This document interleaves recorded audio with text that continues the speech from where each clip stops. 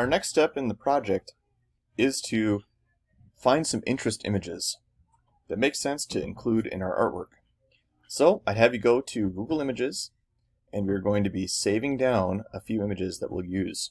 So one of the things I really like a lot is photography. So I'm going to look up my original camera that I had when I was in high school. So it's the Canon AE1 film camera. It's best to try to find a version of a picture where the background doesn't look all that distracting. That'll be a little bit easier to cut out. Also, when I'm clicking up here, I can click on the Tools area, and I can change the size to large. That's going to help to make it so that we have the highest quality of picture that we're using. So, I'm going to click on one of the cameras that I think would work well. Looks like we've got the entire camera in here.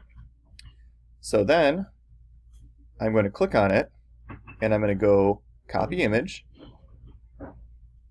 Then, I'll head over to Photoshop, and I'll click on the Edit menu on the top, and click Paste. That'll bring the photograph right in.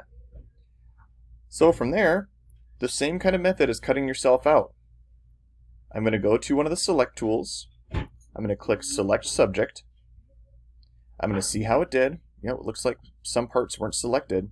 And in this case, I do need to go into kind of an older way of selecting things to make it easier. So with the Quick Select tool, I'm on the plus symbol for the brush. I can paint, starting kind of right along the inside edge where it's already selected, and work my way out. Okay, see how it's snapping to the edge? So I can keep adding a little bit more in. Wherever I see those dancing ants that are going around the object, that's where the edge of my selection is. So I'm just going to keep moving around on here.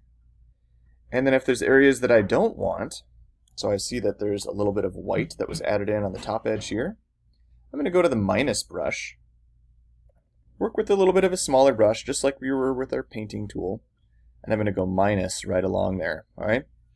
You can use one of the other selector tools if you feel more comfortable with that, like the Magic Wand tool, for example. It's pretty magical. You can use that pretty well for making a selection. All right. So then, after I've done that, you can again go to Select and Mask, pump up that edge detection a little bit, use Smart Radius, increase the contrast a little bit, click OK. There isn't like hair or anything on here, so I'm not going to bother with that Refine Edge brush. Then, create my layer mask again.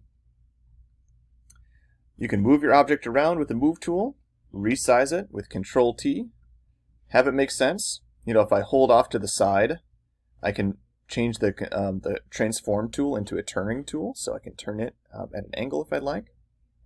And I'll continue this process until I have all three images in place.